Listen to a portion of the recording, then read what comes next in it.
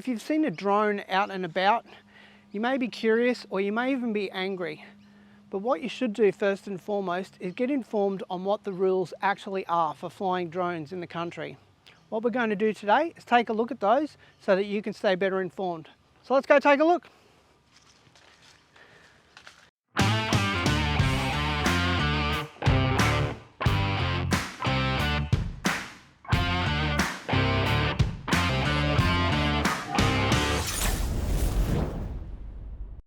The rules that we're going to be taking a look at today are with regards to recreation.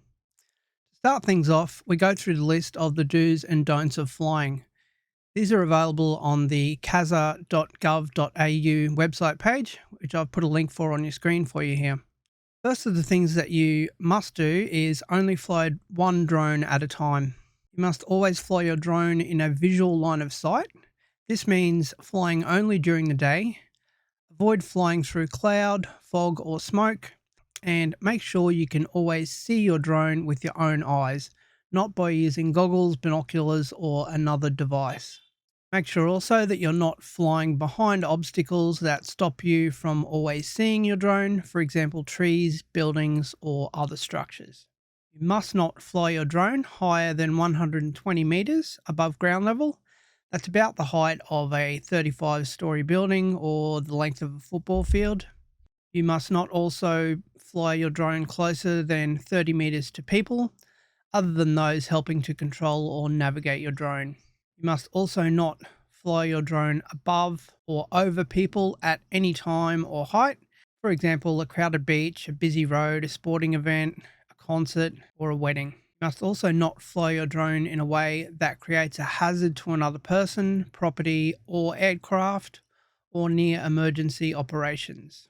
Also, do not fly in a prohibited or restricted airspace, and make sure that you use the CASA verified drone safety app to help you to understand where these areas of restricted airspace are. Generally, these are closer than 5.5 kilometers to a controlled airport, which usually has a control tower, if your drone weighs more than 250 grams. You can operate indoors provided the drone can't get out of the building. If you're an REOC holder, please see more information on flight authorizations. You may operate your drone within 5.5 kilometers of a non-controlled airport or helicopter landing site if there are no manned aircraft flying in the area. If you see any manned aircraft flying to or from the airport or helicopter landing site, make sure you land as soon and as safely as possible, and make sure also that you stay outside of the airfield boundary. There are two different classifications under which you would be designated as flying your drone. The first would be for sport or recreation. If you're flying for sport or recreation, you don't need a remote pilot license if the drone or model aircraft weighs more than 25 kilos. If the drone or model aircraft weighs more than 25 kilos, you'll need to apply for an approval to fly. The second classification is flying for work. If you're flying for work for your employer, you must have either an operator accreditation to fly a drone, which is under 2 kilos or less, or more than 2 kilos but no more than 25 kilos, and only if you fly it over your own land.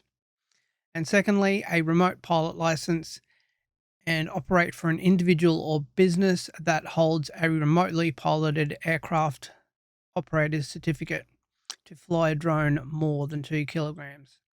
Now, I know that's a lot of information, but to simplify things and to give just an example, for example, if somebody is flying a drone along a beach and there's nobody on the beach and there is nobody within the 30-meter distance of the pilot and the drone, then they are completely able to do so.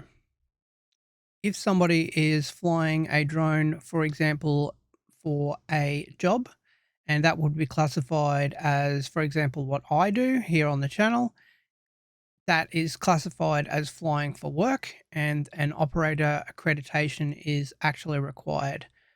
Operator accreditation is free and valid for 3 years and required to fly and supervise others from 28th of January 2021. You must be 16 years or older to become an accredited operator, and accredited adult must supervise you if you're under 16. Accredited operators must follow the drone safety rules that apply to all types of drones and the standard operating conditions for micro and excluded category RPA.